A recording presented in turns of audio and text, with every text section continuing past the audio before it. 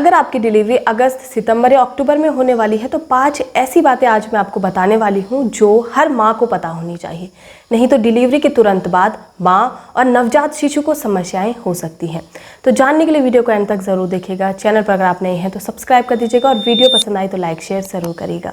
तो दोस्तों, अक्सर जब डिलीवरी होती है तो नई माँओं को ये नहीं पता होता कि किस तरीके से उन्हें अपना ध्यान रखना है, किस तरीके से उन्हें शिशु का ध्यान रखना है।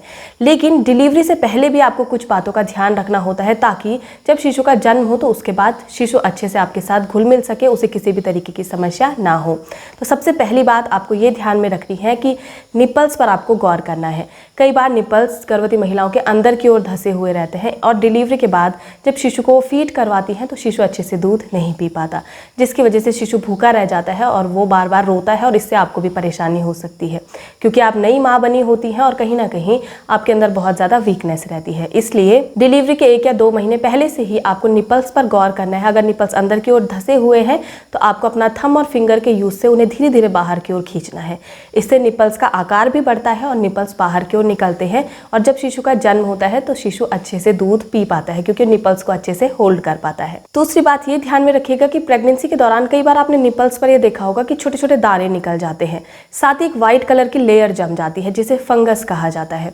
तो डिलीवरी होने से पहले ही आपको अपने निपल्स को अच्छे से क्लीन कर लेना है, इन दानों को हटा लेना है, क्योंकि डिलीवरी होने के बाद जब शिशु दूध पीता है तो इन दानों की वजह से दूध अच्छे से बाहर नहीं आ पाता और साथ ही इन दानों की वजह से निपल्स काफ़ी हार्ड भी रहते हैं तो शिशु शक नहीं कर पाता।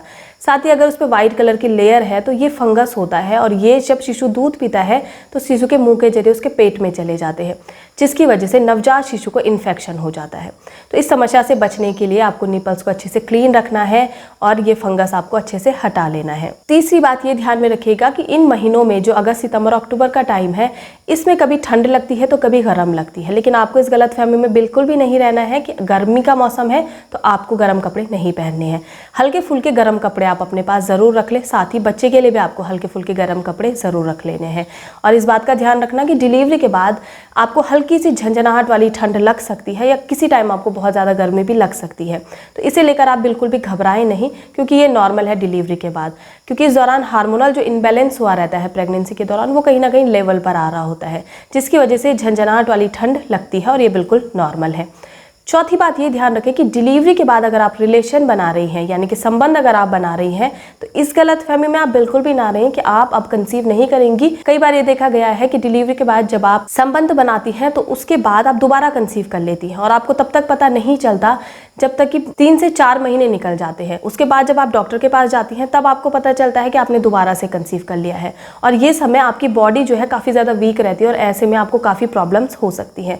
तो अगर आप संबंध बना रही हैं डिलीवरी के बाद तो आपको प्रोटेक्शन ज़रूर लेना है, नहीं तो आप दोबारा से कंसीव कर सकती हैं।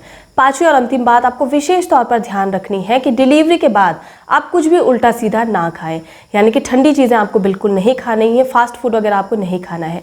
जो भी चीज़ें आप खा रही हैं वो हेल्दी होना चाहिए, क्योंकि डिलीवरी के बाद आप जो भी खाती हैं वो दूध के जरिए शिशु तक जाता है और इससे सीधे शिशु की हेल्थ जुड़ी हुई रहती है। तो अगर आप कोई भी अनहाइजीनिक चीज़ें खाती हैं या अनहेल्दी चीज़ें खाती हैं तो शिशु भी अनहेल्दी होगा। इसलिए डिलीवरी के तुरंत बाद आपको ये बात ध्यान में रखनी है कि ठंडी चीज़ें आपको बिल्कुल भी नहीं खानी है, आपको गर्म तासीर की चीज़ें ही खानी है।